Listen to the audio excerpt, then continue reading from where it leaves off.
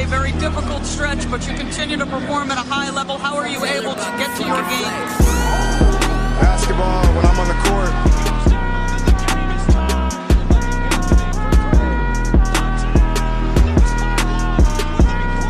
Rebecca, in the future, when you interview me, can you please take off your damn heels? He said, I'll present you, provided you let me wear your heels. We'll save that for later.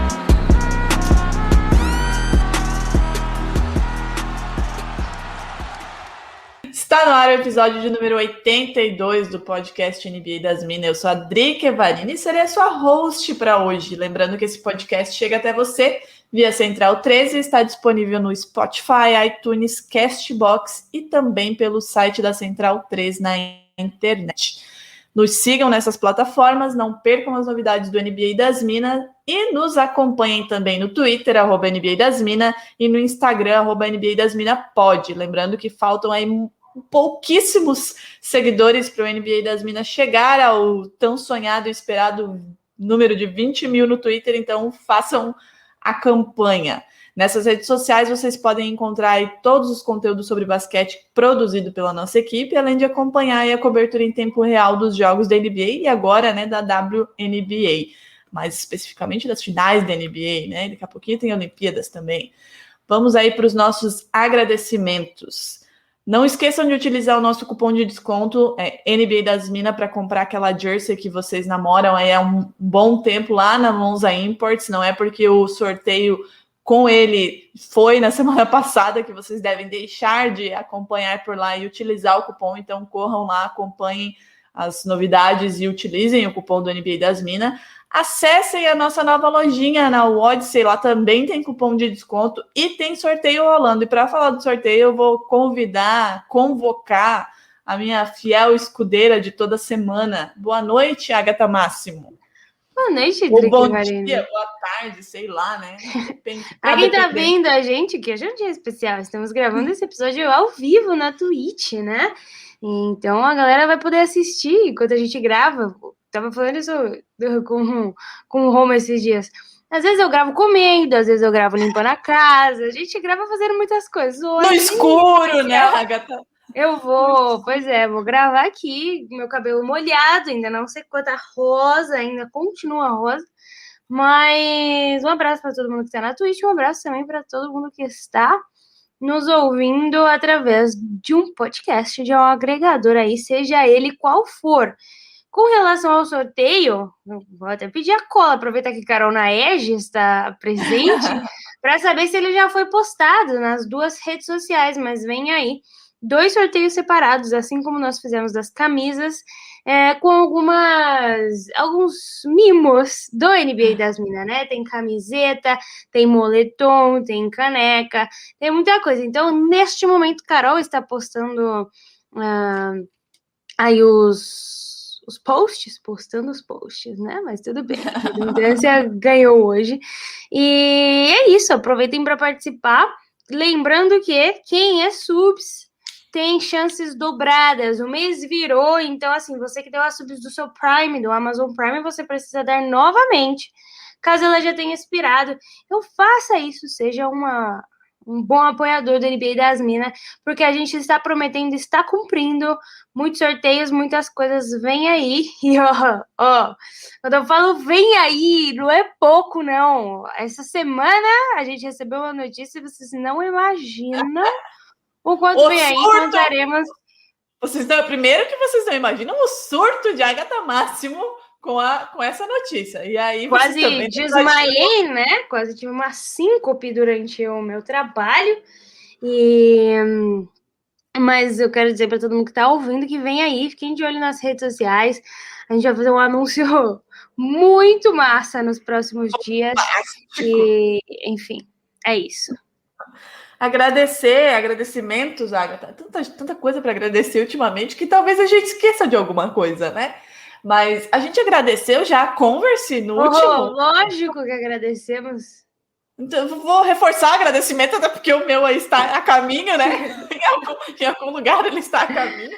Agradecer novamente a Converse por nos presentear com mimos maravilhosos. Eu ainda estou na expectativa para saber se o mimo é Lakers ou é Bulls, mas fé em Deus, que ele é justo, já diria Mano Brown. Mas agradecer novamente a Converse pelos mimos, são incríveis. Aí os tênis, a gente inclusive fez, né, o sneaker da semana na semana passada sobre esses tênis, essa coleção aí comemorativa e histórica da Converse com os tênis de basquete. Agradecimentos, Agatha. Caiu muito agradecimento ultimamente, né? Demos uma choradinha, inclusive, hoje no nosso Twitter, lá para a Nike, ver se a Nike também não quer mandar uns mimos tal qual a Converse, né? Com o tênis novo do Space Jam. O Space Jam, exatamente. Agradecer também aí o convite. A Paola esteve presente lá Voltou e não deu spoiler, né? Isso aí que é foda, entendeu? A gente tá ansiosa aqui pra ver o filme. Na verdade, ela deu spoiler errado, né? Não, daí não conta, né? Spoiler decente ela não deu, né? Pois é, Paola deu spoiler errado, mas sendo Paola, né? Paolando. Paolenta. Que a gente ama, mas é isso, né? Uma super característica da Paola aí. Mas a Carol vai ensinar aí o pessoal a dar o Prime que ainda não aprendeu. Vamos ao assunto, Adriele, que pasmem! É sobre as finais da NBA. Nossa, né? O último a gente gravou estava 2-0 já? Estava 2-0, né? Estava a gente gravou 2-0, na sexta-feira. e eu falei que ia empatar. Exatamente. Eu preciso admitir aqui que a Agatha Máximo está com 100% de aproveitamento nos seus palpites nessa temporada. Inclusive, a gente estava conversando antes de começar aqui. Eu estava aqui questionando, né? Agatha, você está apostando esse ano? Porque ano passado ela perdeu dinheiro, né? Ela disse, não, esse ano eu só estou palpitando. Talvez seja esse o segredo para a Agatha acertar os seus palpites. Mas...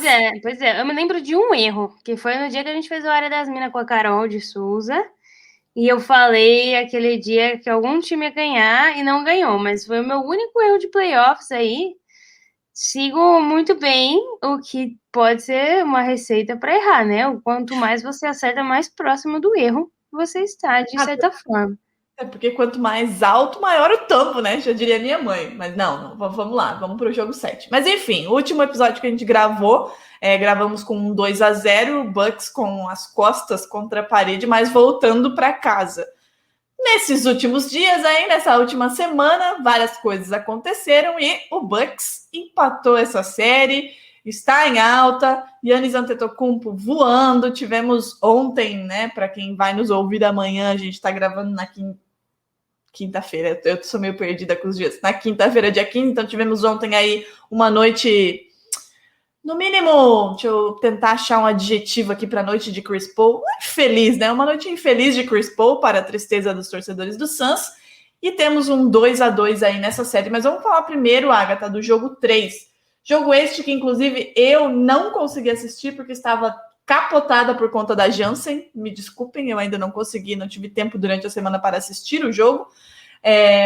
120 para o Bucks, 100 para o Suns. Nesse jogo, que foi no domingo à noite, né, Agatha? Tivemos 41 pontos, 13 rebotes e 6 assistências de Giannis Antetokounmpo, 21 pontos e 9 assistências, além de 5 rebotes do Jrue Holiday, 18 pontos, 7 rebotes e 6 assistências do Chris Middleton. E para fechar aí o quinteto inicial daquele jogo do Bucks, PJ Tucker com 7 pontos, 3 rebotes e 1 assistência. Mas do banco a gente teve o Bobby Portis com 11 pontos e 8 rebotes, e o Pat Connaughton com 8 pontos, 3 rebotes e 4 assistências. Do lado do Suns, tivemos, né, os 5 iniciais aí, Chris Paul com 19 pontos e 9 assistências, DeAndre Ayton com 18 pontos e 9 rebotes, Jay Crowder com 18 pontos e 6 rebotes, Devin Booker 10 pontos e 6 rebotes, e o Mikal Bridges com 4 pontos. Tivemos Cameron Johnson do banco com 14 pontos. Agatha Máximo, 120-100, né? Não foi assim, uma coisinha equilibrada, aparentemente, né? No final das contas.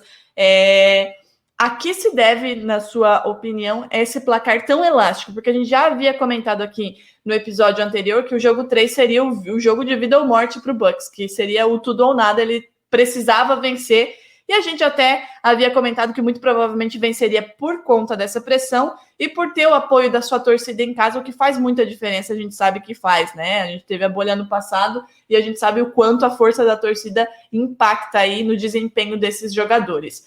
Mas para você, qual foi o fator primordial e principal para que o Bucks, além de virar essa chave, vencer esse jogo 3, vencesse tão bem, com tanta folga, pelo menos no placar final, esse jogo 3?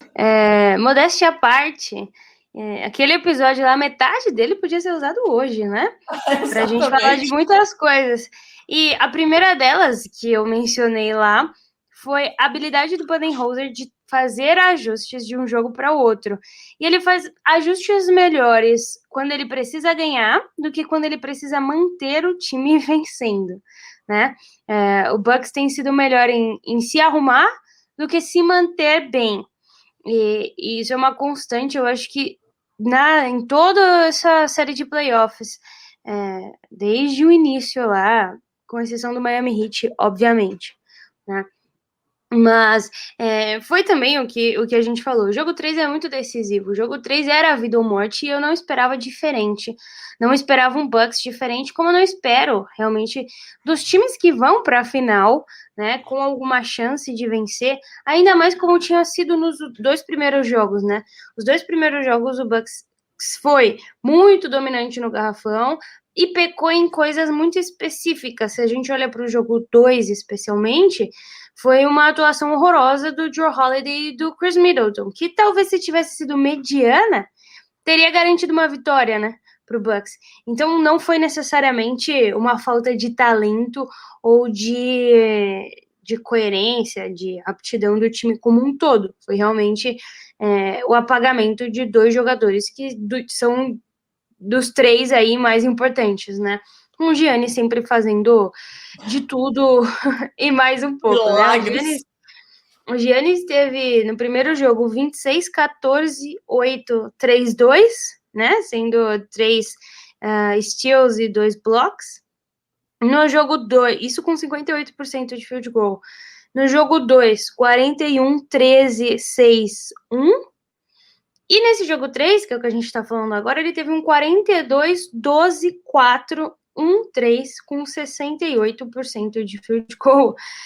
Números absurdos, números que poucos jogadores na história das finais fizeram. O que o Giannis está fazendo agora é escrever o nome dele na história das finais.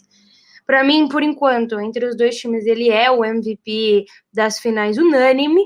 Obviamente que se o Suns ganhar, é provável que isso mude, mas por enquanto ele tá fazendo muito, não só pelo que ele tá fazendo, mas também por ter vindo de uma lesão e a gente pensou que ia terminar com a carreira dele pelo menos aí por uns 8 meses, né? Aí uma cirurgia, talvez, e tá jogando zerado. E pontos positivos desse jogo, né, do Bucks, que foi do início ao fim muito dominante. Obviamente o Giannis, Jrue Holiday e Chris Middleton chegando novamente, né, para jogar. Um Jrue Holiday com 57% de field goal e um Chris Middleton com 42%, né? O Chris Middleton, como o pessoal tá falando, né, nos seus dias de Kyle Kuzma e nos seus dias de Michael Jordan no prime, nessa grande oscilação. E inclusive o Jrue Holiday terminou com o maior plus-minus da equipe e fizeram o que eu falei para fazer, Adriele, que era pôr mais o Bobby Portis, né? Bobby Portis quase não tinha jogado no jogo 2, em detrimento de Bryn Forbes, que jogou muito mais, e de Jeff Teague também, que ainda eu acho que está entrando na quadra mais do que o necessário. Mas na verdade, ele não deveria nem estar nessa final, né, Amada? Pois é, era para estar mofando lá no seu time, mas tudo bem.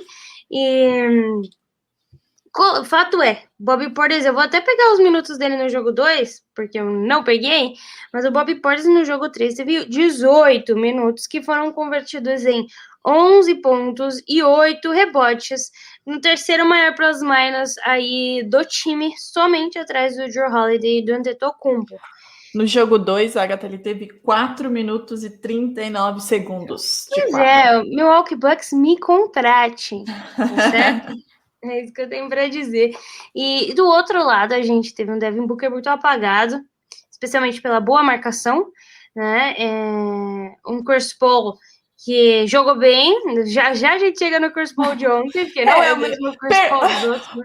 Perceba que eles revezam, né? Existe aí um revezamento do tipo, hoje vou descansar. Pois é, mas um Chris Paul ainda assim no jogo 3 com 4 turnovers. Se você olha aqueles jogos prime dele, que ocorreram inclusive nessa temporada, né? Na final de conferência, inclusive. Nossa, mas eu clareei o negócio aqui, né? Somado, né, nos últimos 3 jogos, então jogo 2, jogo 3 e jogo 4, o Chris Paul tem 15 turnovers, tá bom? Então, assim, está sentindo a pressão, como eu falei que sempre sente, como sentiu ano passado no jogo 7 de Oklahoma e errou aquele mid-range, e tá parecendo que tá pesando agora um pouquinho, né?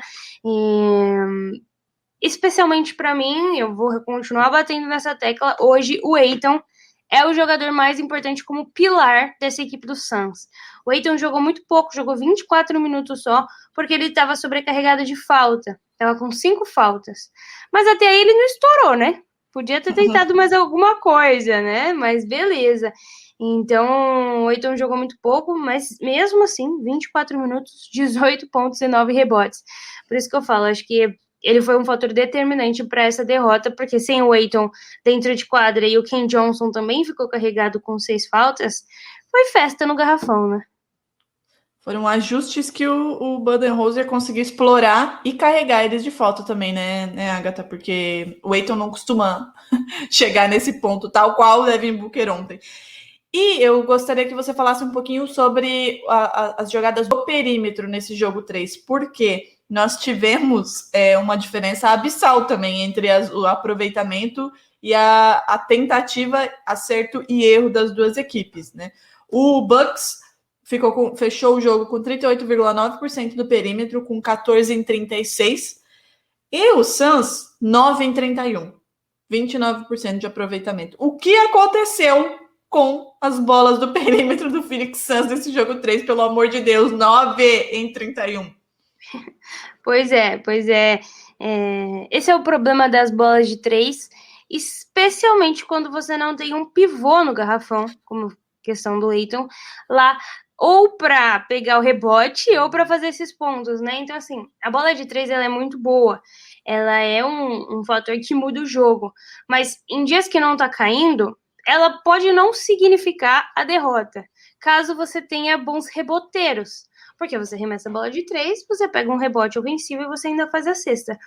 Tentar muitas bolas de 3 sem ter o Ayton no garrafão foi praticamente um suicídio do time do Suns, né? Que tentou aí 9 de 31, não estava caindo e não pegava esses rebotes, né? Se você olha o total de rebotes, por exemplo, o Suns no jogo inteiro teve 6 rebotes ofensivos, em detrimento aí do Bucks, que teve 13, que é mais que o dobro.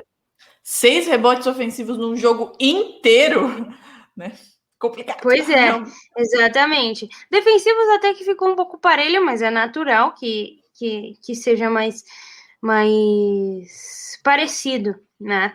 Então, assim, muito complicado. De um lado você tem 9 de 31, mas do outro também você não teve tanto mais, né? Você teve um Bucks com 14 de 36, 38 pontos. Mas, de novo, recuperando o dobro de bolas desses não acertos, né? E aí você pega 7 cestas a mais, vezes 2, que é o mínimo, você tem aí uns 14 pontos, pelo menos, a mais, só nesse fundamento aí de rebotes ofensivos. Então faz muita diferença no final das contas. Agatha, para cravar esse jogo 3, para a gente ir para o jogo 4, né, que está mais fresco na memória aí, e foi um baita de um jogo, inclusive. Se você fosse apontar um fator principal para a vitória do Milwaukee Bucks tão elástica no jogo 3, qual seria? Um fator. Vou falar 2, vou ter que falar 2. Não vai ter jeito. Vou primeiro, te dar esse bônus. É justamente o ajuste do Budenholzer em colocar o Giannis mais tempo jogando como center. Ele precisa jogar esse orgulho de lado e botar ele dentro do Acho- garrafão. A gente falou disso no episódio passado, sobre como isso seria um desafogo e como poderia minar aí as chances do Suns no garrafão, e foi o que aconteceu. Os números de rebotes e segundas chances estão aí para mostrar isso. E de faltas, né? Era um jogador em que você podia fazer falta, porque por mais que você fizesse falta, ele não arremessava de lance livre bem, mas ele fez 13 de 17, 76% nesse fundamento no jogo 3, então assim, fez diferença e garantiu a vitória. E o segundo fator é o fator faltas do DeAndre Ayton, sem sombra de dúvidas, e é algo que parece que a gente vai continuar vendo nessa série, não necessariamente com o Ayton, Tá tendo um rodízio aí. A gente chega no jogador que teve 8 faltas ontem, né? Ai, Agatha. Então vamos para o jogo de ontem, para falar aí desse jogador que teve 8 faltas, né? Que bizarro, gente. Acontece quando você namora aí certas pessoas que tenham uma aura de maldição, né? Então, bora lá. Ontem a gente teve o jogo 4, então também em Milwaukee, né? Era um jogo para empatar ou para deixar aí o Suns a uma vitória do seu título inédito. Baita jogo, muito mais equilibrado. 103 para o Suns, 109 para o Bucks. Eu vou trazer aqui algumas estatísticas de ontem. Devin Booker, que noite de Devin Booker, gostaria de salientar aqui. Kobe Bryant estava feliz pelo seu menino, um dos seus meninos. Devin Booker inclusive, terminou... a família Bryant estava presente, né? Talvez tenha aí alguma relação com a noite que teve Devin Booker, né?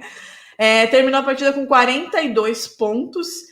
Depois dele, teve um momento do jogo que o Devin Booker, eu não lembro se ele já estava com 40 ou muito próximo dos 40 pontos, e nenhum outro jogador do Suns tinha chegado aos 10, para vocês terem uma ideia de como foi o negócio. Mas enfim, 42 pontos para o Devin Booker.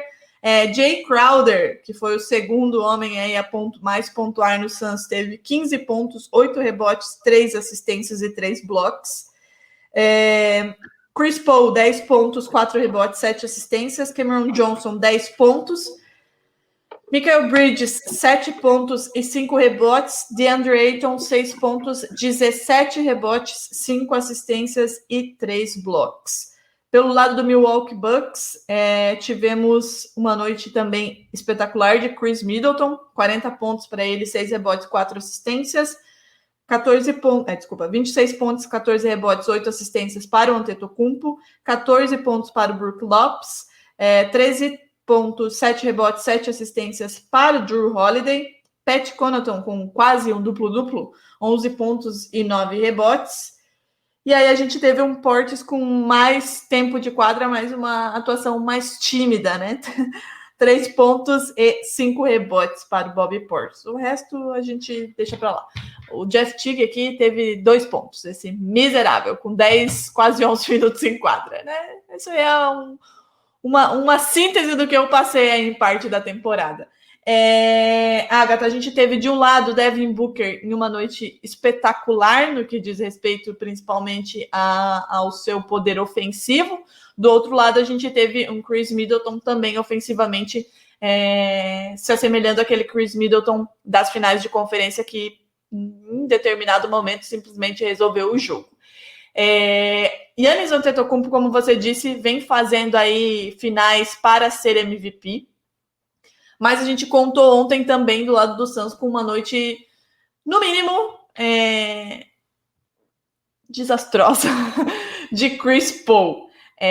Chris Paul teve apenas 10 pontos, 4 rebotes, 7 assistências, 38,5% de aproveitamento do field goal. Não teve aproveitamento de 3 pontos, porque errou as 2 que tentou. E 5 turnovers para ele ontem. Primeiro, o que dizer da noite de Chris Paul, levando em consideração o que ele vem fazendo pelo Suns nessa temporada e tudo que a gente já falou aqui, a gente já gravou episódio, a gente já fez absolutamente tudo que poderia fazer para exaltar Chris Paul, mas ontem, se ele tivesse jogado isso aqui a mais, talvez o Suns tivesse a um jogo do seu título. Como definir essa partida de Chris Paul? E é perto nesse nível mesmo, né? Porque aquela última bola que ele perde pro Giannis. Foi ali. Depois ele quase perde de novo, né? Que o Giannis não consegue chegar na bola. Então, assim, foi um turnover de final de jogo muito importante. Já a gente chega também no bloco, né? Que foi um bloco espetacular. Mas, como fã de Chris Paul, eu me sinto no direito também de criticá-lo, né? Sim. A gente elogia quando precisa elogiar, mas critica quando tem que criticar também, né? Exatamente, é algo que eu fiz, inclusive naquele jogo 7, vamos voltar para ele, do Oklahoma contra o Houston Rockets na bolha, em que o Chris Paul se ausentou do jogo 7, né? Já não estava jogando como esperado, como ele tinha jogado nos outros momentos da temporada, mas especialmente no jogo 7 foi um pega pra capar, um Deus nos acuda de Schroeder, Gallinari e Chris Paul, né? Que fizeram nada, basicamente.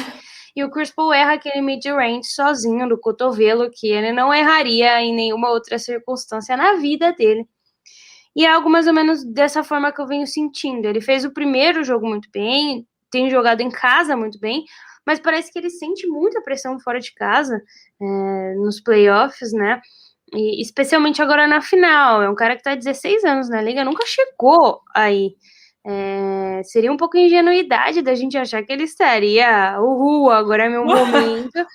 Até por conta de 16 anos. Talvez pro Devin Booker e pro Ayton seja muito mais fácil estar numa final agora do que pro Chris Paul, né? Muito menos pesado. Exatamente. Não existe aquela pressão de, primeiro, rapaz, você não tem mais muito tempo, é agora ou nunca. Segundo, demorou tanto para chegar aí para isso, então existe todos esses fatores que pesam, né, contra ele. E como você disse, são ações que ele não ou atuações que ele não teria numa temporada regular ou numa circunstância menos desfavorável. Talvez se o Suns tivesse a um jogo de fechar um 3-0, talvez ele não sentisse tanto, porque ele teria uma margem de erro aí, né? Mas aconteceu com todo o Suns, né? Porque o Suns ontem, quando a gente fala em erros, em perda de posse de bola, o Suns teve 17 turnovers ontem, contra apenas 5 do Bucks no jogo todo. Então, assim, 17 contra 5, né? São 12 a mais.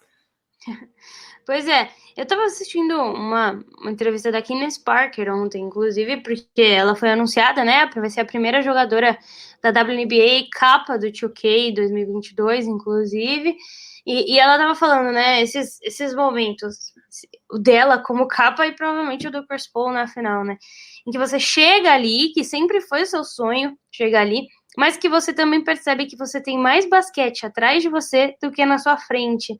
Então, deve dar aquele friozinho na barriga, né, de saber que seu tempo dentro da quadra como jogador, né, especificamente, está acabando, porque eu acho que o Chris Paul ainda vai ter uma carreira brilhante como técnico, se ele quiser.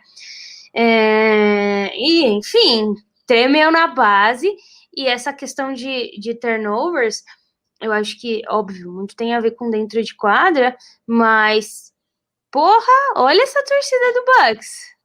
As duas torcidas estão fazendo um trabalho excelente de sexto jogador, de sexto homem, mas a do Bucks ontem, Ave Maria, então dá aquela tremida. Quando você erra a primeira, todo mundo grita. Você erra a segunda, você já vai na terceira falando, meu Deus. Aumentando, os decibéis vão aumentando, né? Exatamente, você fala, meu Deus do céu, não dá. E são torcidas muito apaixonadas e que ontem contavam com a presença de Oscar Robertson e Kareem Abdul-Jabbar. Então, assim, nossa senhora, né? Só olhar para os dois sentados ali, tu já fala, puta que pariu, fudeu. Pois é, eu queria mandar um beijo pro Café Belgrado e pra galera do Café Belgrado que tá chegando aqui.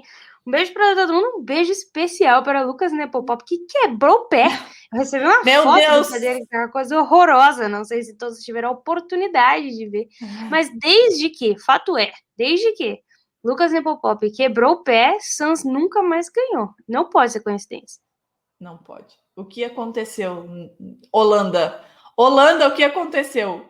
para quebrar esse pé. Vá consertar isso imediatamente, porque o jogo já é no fim de semana. E aí, meu filho, se ficar um 3-2, se virar, aí fica complicado, entendeu? Até porque o jogo é em Phoenix, né? O quinto jogo. Se o Bucks vence o quinto jogo, 3-2, volta para Milwaukee, e aí aquela torcida, Kareem Abdul-Jabbar e Oscar Robertson vão de novo, e aí fica um pouco complicado, entendeu? Aí se bater na trave de novo, fica complicado. Então vá consertar esse pé para ver se dá uma sorte.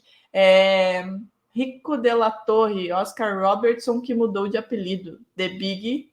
Eu não sei se eu entendi. Eu entendi. Inclusive, eu não tinha percebido, mas a gente recebeu uma raid do Café Belgrado. É por isso que a galera chegou. Então, muito obrigada a todo mundo que chegou. Muito obrigada, pessoal. Muito obrigada ao Gui também, né? Eu mandei um beijo pro Lucas, não postei chat de mandar um beijo para o Gui. Também é outra pessoa igualmente maravilhosa, mas fato é que ontem o PVC, analista de futebol, ele tirou um print. Eu gosto de falar analista de futebol. É verdade. Agora que você começou a falar, eu entendi a piadinha. Tá bom, vai. Pois agora para quem não viu, PVC, entre lá no Instagram dele e veja. Ele tirou um print do time de 71, do Milwaukee Bucks, que é o time que foi campeão em cima do Bullets, se eu não estou errada, por 4-0. E falou que o time era Kareem Abdul-Jabbar mais 13, né? Esqueci. Assim, tem muitos outros jogadores bons que estavam nesse time e que foram um papel fundamental. Mas também tem Oscar Robertson.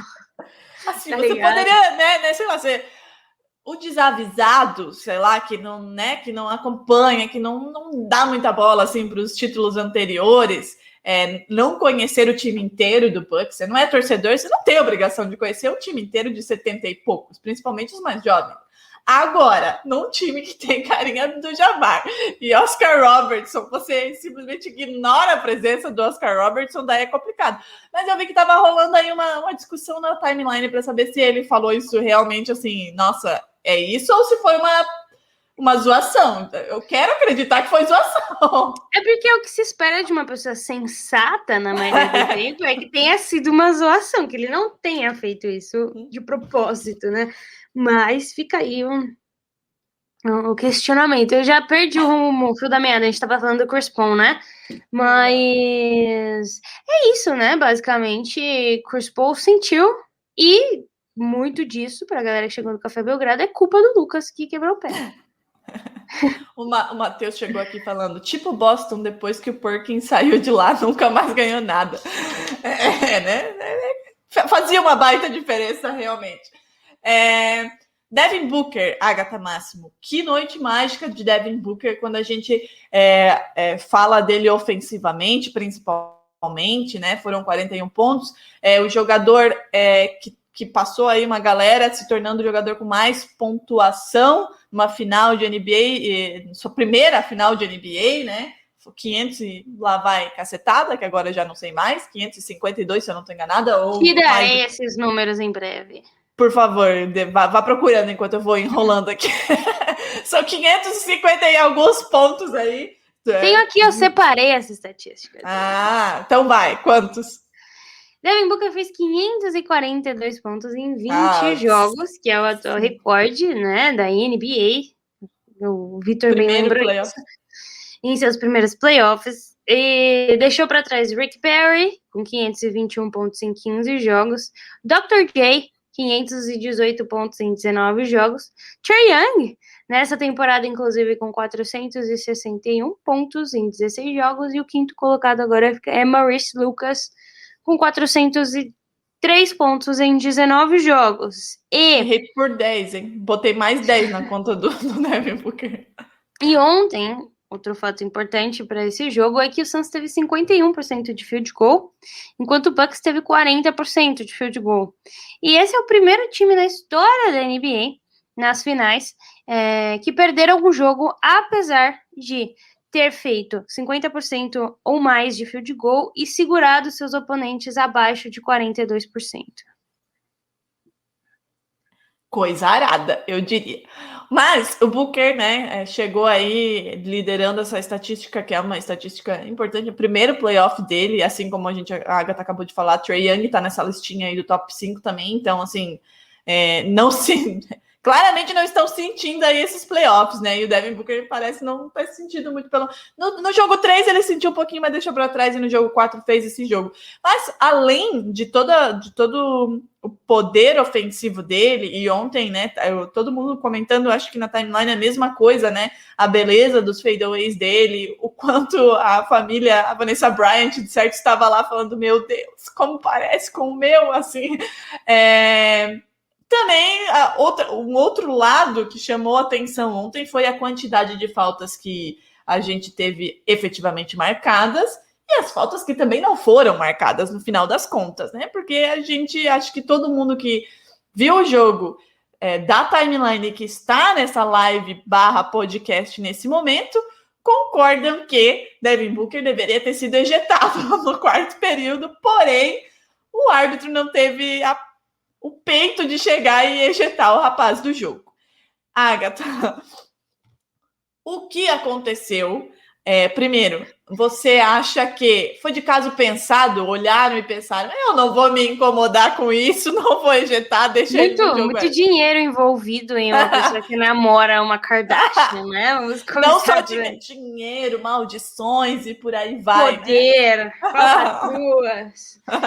Então... Começa daí, mas brincadeiras à parte, pesou, afinal pesou, e esse problema que a gente vem batendo na tecla, que é a falta de unidade da arbitragem da NBA como um todo, né? A arbitragem é ruim, né? A gente já sabe, acho que todo mundo sabe que ela deixa assim, a desejar. A primeira falta foi... A segunda falta ainda foi contestável, mas aquela primeira no Drew Holiday... Eu acho que, assim, ela beirou o grotesco, né? Assim, ficou feio para a arbitragem. E ainda bem que o Suns perdeu. Porque se o Suns ganha com esses erros de arbitragem, você pode ter decidido um título dessa forma, né? E não é muito legal que isso aconteça, né? Pro espetáculo. E falaram do Lucas David, já estarei no podcast, hein? Quando acabar aqui, eu vou correndo para lá. Porque eu prometi que eu ia às 8h30, me esqueci e marquei para gravar o podcast às 8h, mas tá tudo bem. E com relação a esse ponto é isso, mas assim, Devin Booker, é óbvio, eu não vou diminuir a atuação que ele teve ontem em termos ofensivos. O Lucas Davi já apareceu aqui dizendo, não aguardo em caixa alta, Agatha, mas ele está te pressionando. Pois é, mas assim, em termos ofensivos, ele fez 42 pontos, mas ele se manteve com 1 rebote e 2 assistências. Isso foi tudo que ele fez. Você olha do outro lado, um Chris Middleton, por exemplo, que teve 40 pontos, 6 rebotes, 4 assistências e 2 roubos de bola. Em suma, em termos de contribuição com o jogo, contribuiu muito mais do que fez o Devin Booker. É que o jeito que o Booker joga lembra muito, e aí eu acho que todo mundo concorda, o Kobe Bryant. Ninguém tá falando que eles são iguais e que ele é igualmente talentoso ou vai ter uma carreira parecida. Mas o estilo de jogo. O estilo de jogo. É um cara que ele cresceu assistindo, é o maior ídolo dele e ele provavelmente emulou a vida inteira todos esses arremessos. E ele tá conseguindo fazer agora. E lembra, as pessoas ficam saudosas, obviamente, pela mecânica parecida, pelo jogo, também pelo estilo que ele traz para dentro de quadra, né? A gente sempre fala, né? E aí eu não sei se eu peço desculpas ou peço licença, porque, né, Laker Nation. A gente sempre fala o quanto o Kobe era... E aí, assim, não é uma crítica exatamente, mas o Kobe era mais individualista e ele carregava mais o jogo, e foi o que o Booker fez ontem. Está aí a prova. A Agatha trouxe os outros números além dos 41 pontos. Ele jogou mais para ele do que para o time, em um time que a temporada inteira se caracterizou por ser mais um time do que uma equipe individual. O resultado tá aí, né? Perdeu para o Bucks. E voltando um pouquinho na questão das faltas, Agatha, não sei se você viu que no finalzinho ele, inclusive, reclamou de uma falta que ele teria sofrido. Ele teve a pachorra e a cara de pau de reclamar ainda. Não vai marcar essa falta? Olha a cara de pau do ser humano. Mas eu acho que muito dessa derrota do Suns passa, claro, pela atuação... do Chris Paul, que errou muito mais, errou coisas que ele não costuma errar em dias normais, ou em temporada regular, ou em um ambiente que ele se sinta mais confortável para jogar, mas também passou por um jogo do Devin Booker mais concentrado nele próprio do que na equipe, né? Porque a gente já falou aqui, inclusive, no episódio passado, e vem falando durante todas essas finais, de como o Suns chegou até aqui e tinha chances de título por ser um time muito coletivo, por rodar bem a bola, por todo mundo ter esse espírito de achar o companheiro que está mais bem posicionado para conseguir construir um jogo coletivo e as suas vitórias. O Booker terminou com 41 pontos? Terminou, foi muito bem, obrigado, no que diz respeito à estatística de pontuação. Mas será que nessas outras tentativas que ele estava visando a sua pontuação, ele não poderia ter encontrado um outro companheiro mais bem posicionado ou uma jogada que encontrasse mais espaço na defesa do Bucks para pontuar? Porque a diferença foi apenas de 6 pontos, não foi 20, como no jogo 3, né? Então, eu acho que as derrotas passam muito por essas duas questões. E são os dois jogadores que, tecnicamente, deveriam ser os dois jogadores principais, né? Digo tecnicamente porque DeAndre Ayton não quer saber disso aí, se enfiou aí, se tornou o cara fundamental desse Suns. E a Agatha projetando já esse jogo 5, que agora volta para Phoenix, né? Lembrando que a gente está com 2-2, o jogo 5, Phoenix, jogo 6 em Milwaukee, e se necessário for o jogo 7, será em Phoenix. O que o Suns precisa fazer para segurar um Bucks que está embalado? Depois de um 2-0, conseguiu 2 vitórias, 2 ótimas vitórias, uma com 20 pontos de diferença, a outra provocando erros, anulando o Chris Paul e também limitando no que foi possível, né, a atuação do Ayton e até do Booker, né, que embora tenha feito 41 pontos, como a Agatha disse, não contribuiu para o jogo do Suns. O que precisa ser ajustado para que o Suns consiga fazer valer aí a força da sua casa também e colocar um 3-2 e aí, quem sabe, vencer o título fora de casa ou provocar aí um jogo 7. O Bucks tá muito forte dentro de casa, né? Se eu não me engano, durante esse playoff só perdeu um jogo, né? Então, é muito difícil vencer o Bucks em casa. O que significa que é imprescindível vencer tem que fazer o dever de Phoenix. casa. Exato. Se existe um jogo 7, quem tem a vantagem é o Suns. E é uma grande vantagem quando você olha para o Bucks, que não perde em casa, basicamente, né? E pontos de ontem. O Booker deveria, obviamente, ter saído. O Jay Crowder estava pendurado com 8 faltas. Mas se você olha para os lances livres, especialmente, né? Você tem um problema, né? Porque só 3 jogadores do time inteiro arremessaram um lance livre. Jay Crowder, o Devin Booker e o Torrey Craig.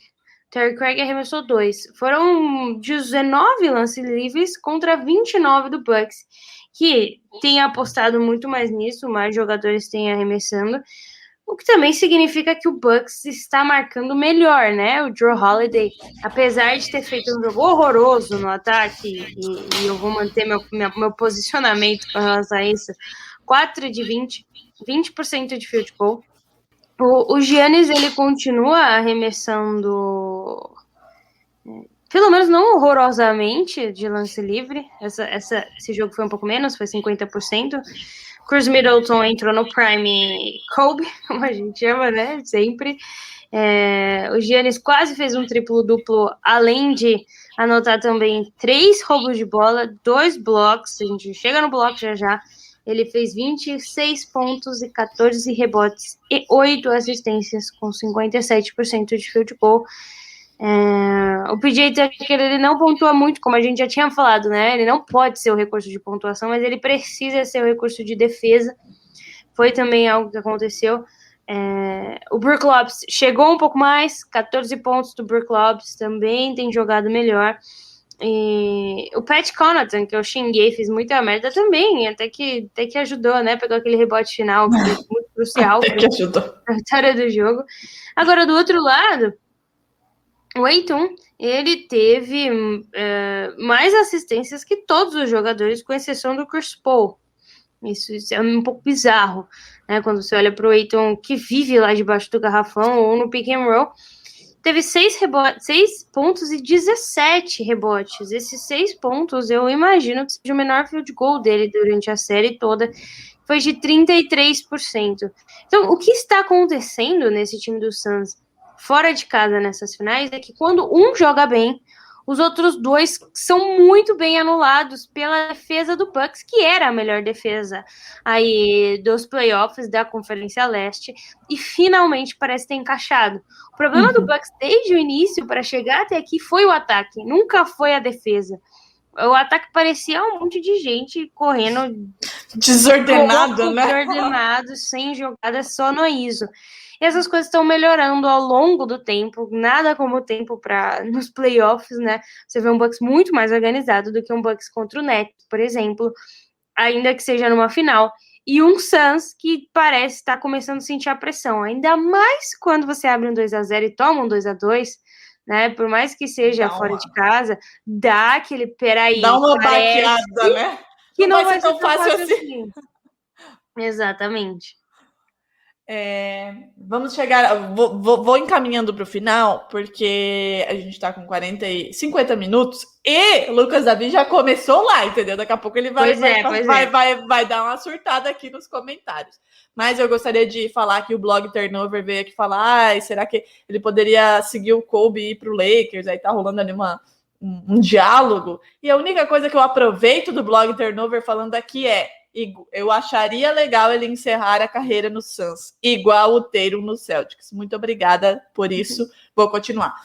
O bloco, os minutos, os momentos, os instantes finais aí que sacramentaram, né, a vitória do Bucks e o empate do Bucks em casa. Primeiro, Agatha, vamos elencar alguns pontos. Primeiro, a escorregada do Chris Paul, que estava numa jogada de ataque e ele estava se encaminhando para o seu mid-range ali para botar a bola na cesta, escorregou, perdeu a bola, mais um turnover para ele e o Bucks conseguiu capitalizar.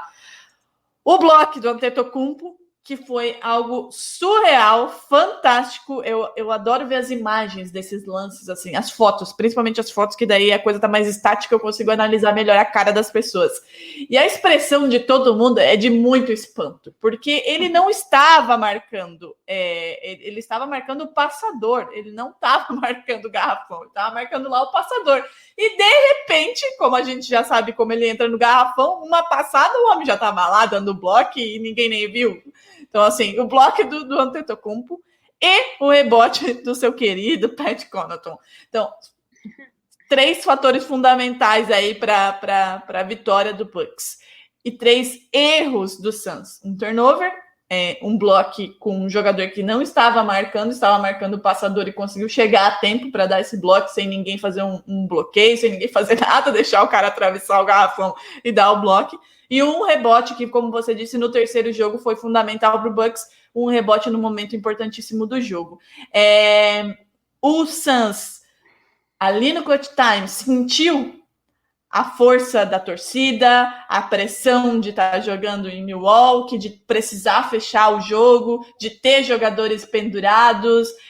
Para você, o que foi aí fundamental para esses erros e, assim, erros do Suns, méritos do Bucks, né? Não é só erro do Suns. A gente teve aí muito mérito de todo mundo do Bucks para conseguir esses 3 fatores aí que deram a segunda vitória e o empate na série para o Bucks.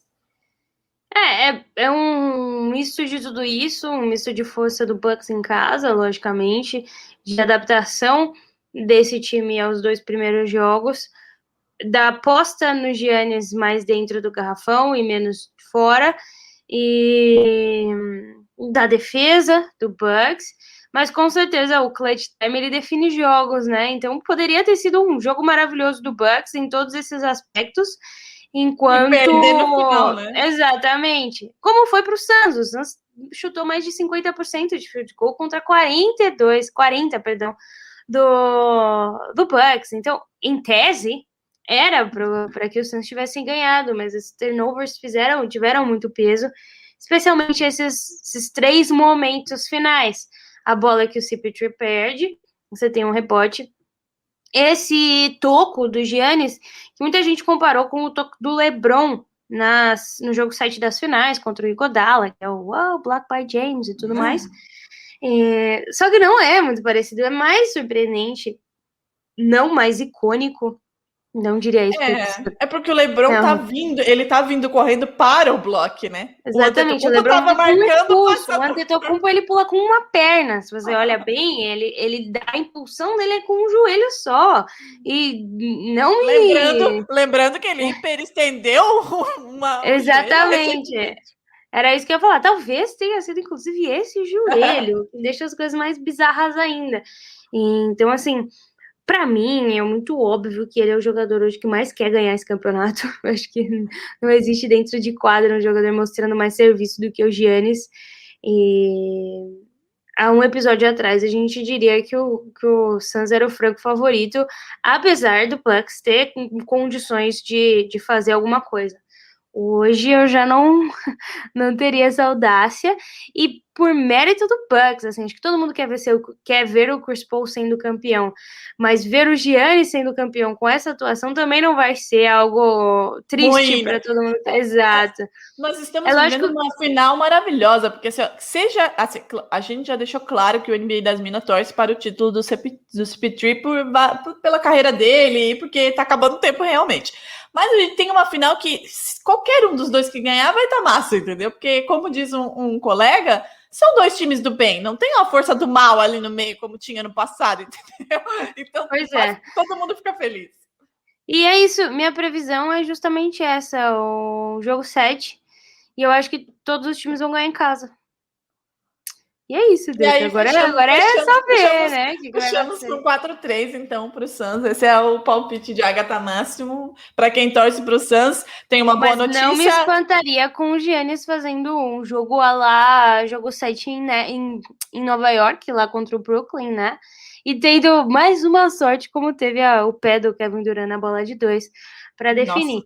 Nossa. Então, semana que vem a gente volta, porque talvez as coisas já estejam muito encaminhadas. Deixa eu até olhar aqui. O jogo 7 vai ser que dia? Porque eu sou meio perdida com as datas, vocês já devem ter percebido. Nós temos o jogo 5 no sábado. O jogo 6 na terça.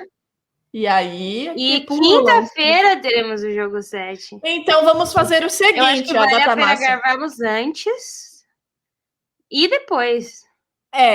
Assim, ó. É que tudo depende, entendeu? Se termina na terça-feira, que hora que é o jogo na terça? Vamos avaliar aí, gente, porque é 10 horas. Não, a gente não vai gravar na terça-feira depois do jogo, não, porque somos filha... Não somos herdeiras e precisamos trabalhar cedo, mas a gente grava a quarta o mais cedo possível, se terminar na terça-feira. Se terminar na quinta-feira... Quinta-feira teremos compromissos secretos, hein? Ainda não podemos divulgar, mas não. Quinta-feira a gente vai ter uns compromissos aí durante a tarde. Quinta-feira o jogo é às 10. Se terminar o jogo 7, né? Se for pro jogo 7, afinal, acabar aí no jogo 7 na quinta-feira, a gente pensa se a gente grava depois, né? Uma coisinha pequena. Vale a pena. A gente abre uma exceção e grava uma coisinha pequenininha. Também não vai ser 1 hora, né, gente? Porque, como eu disse, o despertador é implacável. Mas a gente grava depois do jogo uma coisinha. Então, já combinamos aqui. Quarta, é isso, né? É isso. Eu vou te liberar, tá, querida? Porque senão o Luiz vai sair lá do Nordeste, do litoral Nordeste do Brasil até o sul do país para me matar. Agradecer a todo mundo que estava aqui com a gente na Twitch, né? Esse episódio de maneira inédita aqui no NBA das Minas foi gravado na Twitch. Agradecer a todo mundo, convidar todo mundo para partir para lá com a Agatha. Eu vou sair daqui e já entrar lá, não vai dar nem tempo de vocês verem essa coisa. E assistir, né? Assistir não, ouvir. Vem aí novidades. Fiquem ligados, vem aí novidades. Vocês nem imaginam. Ótimas novidades. Vocês não imaginam. Eu duvido. Inclusive, vou lançar um desafio aqui, que eu adoro lançar desafios aqui. Vou postar lá no Twitter. Vem aí, temos uma novidade. Deixe seu palpite. Se alguém acertar, Agatha, eu me comprometo agora, hein? Se alguém acertar, o que eu duvido que vai acontecer, mas se alguém acertar, eu pago do meu bolso uma brusinha do NBA das Minas. Se alguém aceitar, qual é a novidade? Está lançado o post lá. Tá lançado, vou jogar para lá. Gente, beijos, até semana que vem, com definições e indefinições, para saber quem é que vai ser campeão dessa temporada. Um beijo, muito obrigada e até o próximo episódio.